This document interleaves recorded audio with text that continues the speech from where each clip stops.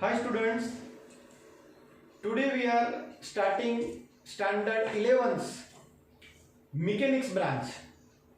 So mechanics is actually first branch and important branch of physics. In mechanics generally we study about motion.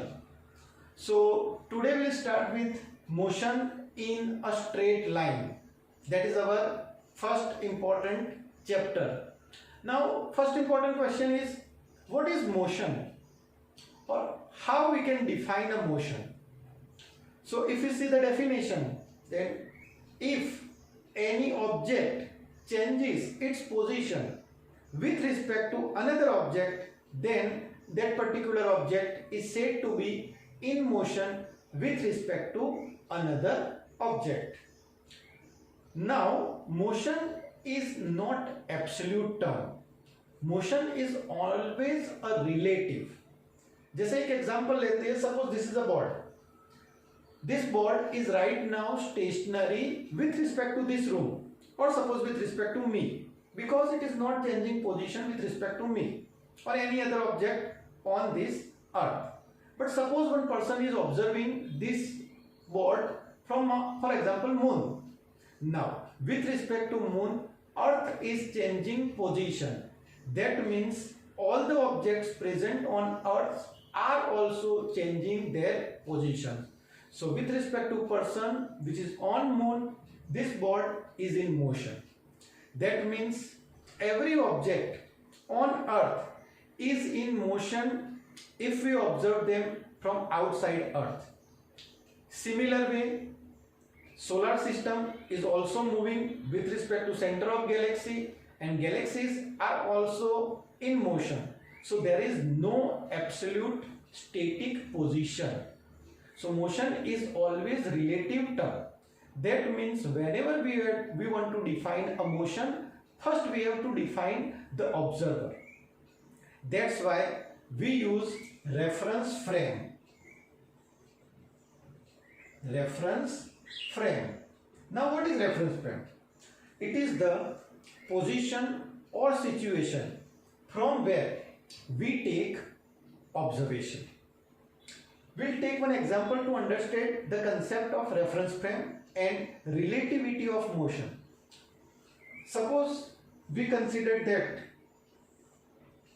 a bus is moving on a straight road with constant speed of 10 meter per second. Now suppose two persons A and B are seated in a bus and person C is standing on a ground. Now अगर मान लो कि हम ऐसा पूछे कि person सी के respect में person ए motion में है कि नहीं, तो क्या आंसर मिलेगा? ऑब्वियसली पर्सन ए कुछ टाइम में आगे चला जाएगा, person C will be as it is. That means person A is in motion with respect to person C and its speed will be 10 meter per second in forward direction.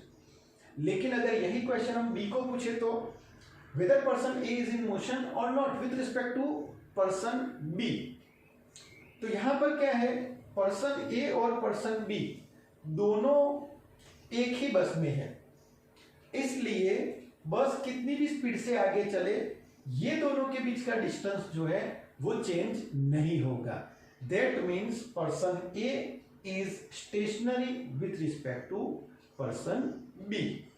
तो अगर हमने bus की reference frame लेके observation किया, even bus person B ही नहीं, अगर मान लो कि पर्सन डी भी बस में बैठा हुआ है, पर्सन डी, तो वो भी वही बोलेगा कि person A is stationery.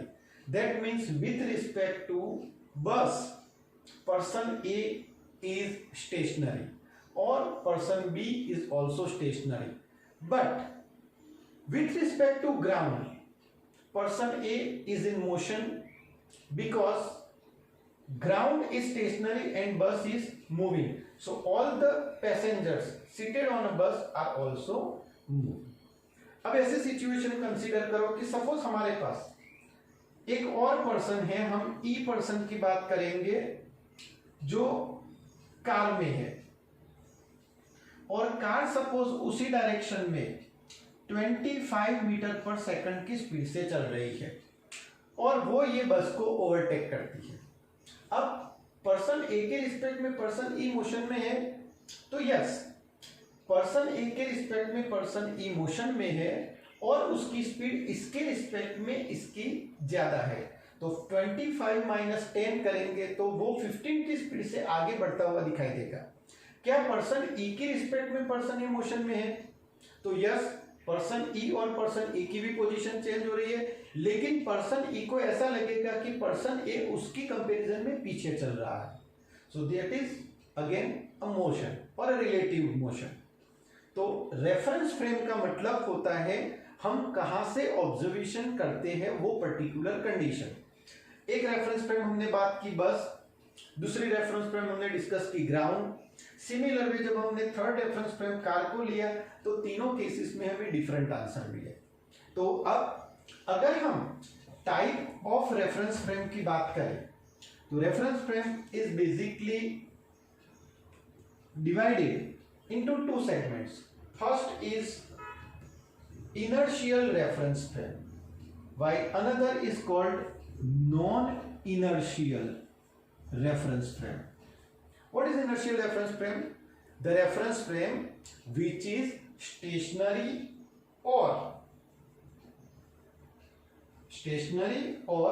moving with constant velocity. Moving with constant velocity. Now what is constant velocity? तो ऑब्जेक्ट की स्पीड कांस्टेंट होनी चाहिए, उसके साथ साथ उसकी डायरेक्शन भी कांस्टेंट होनी चाहिए। Then we can say that particular system is in constant velocity. तो अगर कोई रेफरेंस फ्रेम स्टेशनरी है या तो फिर वो पर्टिकुलर वेलोसिटी से मूव कर रही है, तो उस सिचुएशन में हम उसको इनर्शियल रेफरेंस फ्रेम बोलते हैं। Now what is non inertial reference frame? If reference frame is in accelerated motion, then that kind of reference frame is called non-inertial reference frame. See, हमारे एग्जाम्पल में बस 10 meter per second की speed से constant direction में जा रही थी, so that was inertial reference frame. Ground is also inertial reference frame और कार को भी हमने कांस्टेंट वेलोसिटी से मूव करवाया था, तो वो भी इनर्शियल रेफरेंस फ्रेम थी। जब हम इनर्शियल रेफरेंस फ्रेम में कैलकुलेशन करते हैं या ऑब्जर्वेशन करते हैं तो ऐसी सिचुएशन में न्यूटन्स लॉज जो है, Newton's laws of motion is perfectly applicable. तो हम न्यूटन्स लॉ को यूज करके कैलकुलेशन इजीली कर सकते हैं when reference frame is inertial. लेकिन अगर हम एक्सीलरेटेड रेफरेंस फ्रेम की बात करें तो उस केस में डायरेक्टली न्यूटन्स लॉ एप्लीकेबल नहीं होते हैं। Newton's laws are not applicable directly.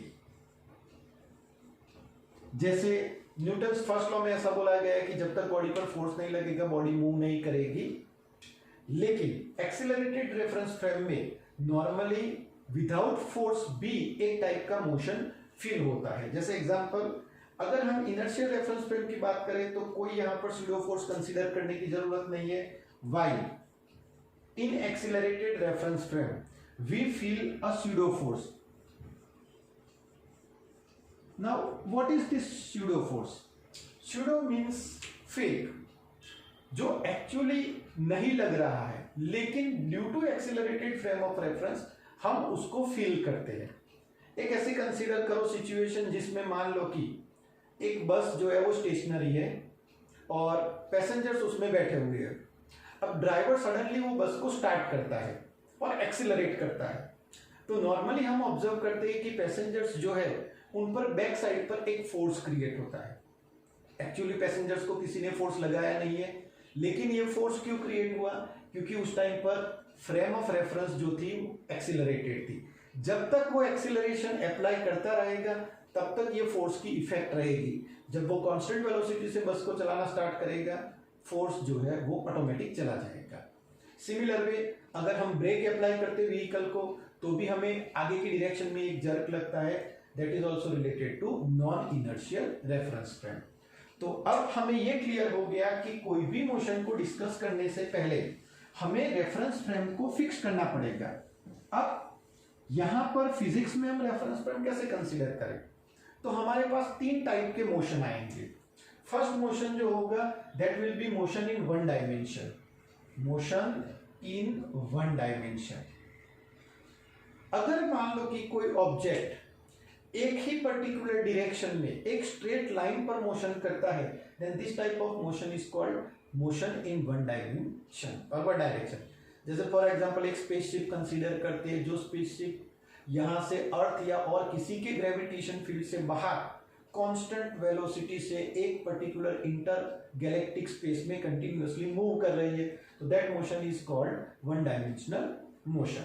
One dimensional motion में जनरली हम एक्स एक्सिस को या तो फिर वाई एक्सिस को as a reference frame consider कर सकते हैं और उसमें मोशन को एक्सप्लेन कर सकते हैं। Next type of motion is motion in two dimension, motion in two dimension. Motion in two dimension मतलब जिसमें ऑब्जेक्ट जो है वो लेंथ वाइज मूव कर सकता है, ब्रेथ वाइज मूव कर सकता है, लेकिन वो हाइट वाइज मूव नहीं कर सकता है। जैसे मान लो कि हम कैरम की गेम में कैरम का जो मूवमेंट होता है, स्ट्राइकर का मूवमेंट, उसमें हम देखते हैं कि वो लेंथ या ब्रेथ वाइज जा सकता है, लेकिन वो हाइट यानी कि जंप हम उसमें कंसीडर नहीं कर सकते। That motion is called motion in two dimension. So in motion in two dimension we always take reference frame as xy plane. So here we can take xy plane or even we can take yz plane or zx plane. And third most general case of motion will be motion in 3 dimension. Motion in 3 dimension जैसे मान लो कि हम bird का flying consider कर सकते हैं, उसमें length wise वो जा सकता है, वो ब्रेथ वाइज जा सकता है, वो हाइट वाइज भी मूव कर सकता है, तो ये मोस्ट जनरल केस बनेगा। या तो फिर आप लोग क्रिकेट के बॉल का मूवमेंट बोल सकते हो, ग्राउंड में तो कोई भी डायरेक्शन में वो मूवमेंट कर सकता है। तो इसको एक्सप्लेन करने के लिए हम जो रेफरेंस फ्रेम लेते हैं वो X Y Z coordinate system होती है। X Y Z coordinate system को जनरली हम यूटिलाइज करते हैं। इस पर्टिकुलर चैप्टर में हम स्टडी करने वाले हैं motion in one dimension, that means motion in a straight line. तो हमें यहाँ पर नॉर्मली रिक्वायरमेंट होगी एक्स एक्स या तो फिर वाई एक्सिस की रिक्वायरमेंट आएगी। Okay, so this was about reference frame. Now what are types of motion? अलग अलग कितने टाइप की मोशन हो सकती है? अगर हम टाइप्स ऑफ मोशन की बात करें, so first important motion is called translation motion. Translation motion that is linear motion or we can say rectilinear motion, जिसमें ऑब्जेक्ट एक पोजीशन से दूसरी पोजीशन पर मूव करेगा। जैसे क्रिकेट का बॉल का, फुटबॉल का मोशन हुआ, एरो का मोशन हुआ, हम कंसीडर कर सकते हैं। बुलेट को फायर करते हैं तो उसका मोशन कंसीडर कर सकते हैं। कार का मूवमेंट कंसीडर करेंगे। All this motions are called translation motions. Second type of motion is called rotational motion. Second motion is rotational motion. For example जैसे फैन है तो फैन की जो ब्लेड्स होती है उसका मूवमेंट अगर हम कंसीडर करें that will be rotational motion. या तो फिर आप लोग दूसरा एग्जांपल हो तो अर्थ जो है वो अपनी एक्सिस पर रोटेट कर रही है, that is also rotational motion. Even revolution of earth around sun, it is also called rotation, revolutionary motion और rotational motion. So these are all examples of rotational motion. And third type of motion is called oscillatory motion. Oscillatory motion. Oscillatory motion is suppose motion of pendulum. It is to and fro motion. और जैसे for example this pen is moving like this, so that is called oscillatory motion. लेकिन अगर यही pen को हम पूरा ऐसे move करवाते हैं then it will become rotational motion. यही पेन को हम ऐसे ले जाते हैं then it is called translation motion. So these are all different type of motions. अब मोशन के बारे में साइंटिफिक स्टडी विथ लॉज अगर हम देखें तो वो स्टार्ट हुई थी गैलीलियो से। गैलीलियो के बाद न्यूटन ने उसको बहुत ही डिटेल में स्टडी किया और उन्होंने 3 इंपॉर्टेंट लॉज ऑफ मोशन बनाए। ये पूरा सेगमेंट जो है that is called mechanics. So mechanics और न्यूटोनियन मैकेनिक्स और we can say classical mechanics is the branch of physics in which we study about motion at relatively low speed. So here we discuss about motion, and Newtonian mechanics was developed by mainly Newton, in which we study about three important laws of motion. Now motion is divided into two segments. One is called kinematics and another is called dynamics. In kinematics we study about motion but without considering causes.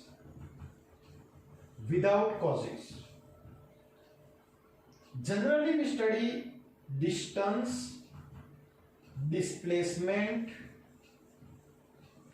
speed, velocity and acceleration in kinematics. So chapter number 3 and chapter number 4 in 11th standard are of kinematics. In dynamics we study about motion but with consideration of causes. सो हमें dynamics में ये find करना होता है कि motion क्यों हुआ. जैसे सपोज कोई कार मूव कर रही है, अगर हम ये सिर्फ चेक करें कि वो कितनी स्पीड से मूव कर रही है, कितना एक्सीलरेशन है, या ब्रेक अप्लाई करने के बाद कितने टाइम में वो रुक जाएगी, so that is all in kinematics.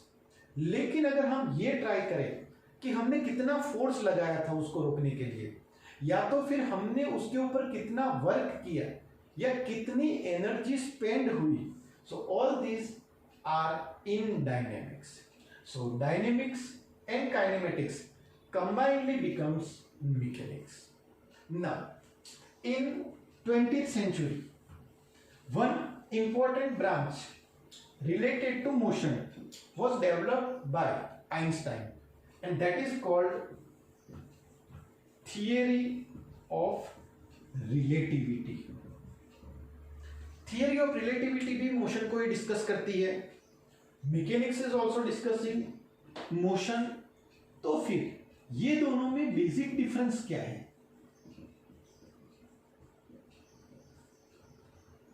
तो सबसे important, in mechanics distance and time, space and time are considered two different parameters, while in theory of relativity time and space are interrelated. तो यहां पर हमारे लिए स्पेस जो है वो 3 डायमेंशनल है. Space is 3 dimensional, length, breadth and height. हम टाइम को उससे डिफरेंट रखते हैं, जबकि थियरी ऑफ रिलेटिविटी में जब हम एक्सप्लेन करते हैं तो स्पेस टाइम कर्व को एक्सप्लेन किया जाता है, जिस केस में हमारे लिए स्पेस बन जाता है 4 डायमेंशनल टोटल. तो यहां पर मैकेनिक्स में जब ऑब्जेक्ट की स्पीड लाइट की स्पीड की कंपैरिजन में कम होती है, तो ऐसे केस में हम मैकेनिक्स से सॉल्यूशन कर सकते हैं. Now what speed of light? It is 3 × 10⁸ metre per second, 3 lakh kilometre per second. तो नॉर्मली यहाँ पर जितने भी ऑब्जेक्ट मूव करेंगे, चाहे फास्टेस्ट कार ले लो या बाइक ले लो या और कोई एग्जांपल या बुलेट कंसीडर कर लो, उनकी स्पीड लाइट की स्पीड की कंपैरिजन में बहुत ही कम होती है. तो हम उसको सॉल्व करने के लिए मैकेनिक्स का कंसेप्ट अप्लाई करते हैं. लेकिन अगर कोई ऑब्जेक्ट की स्पीड लाइट की स्पीड के कंपेरेबल है, तब नॉर्मली अप्लाई किया जाता है थियरी ऑफ रिलेटिविटी. तो हमें यहां पर जो स्टडी करना है वो है mechanics and not theory of relativity. So this vas deferens between theory of relativity and Newtonian mechanics. Okay.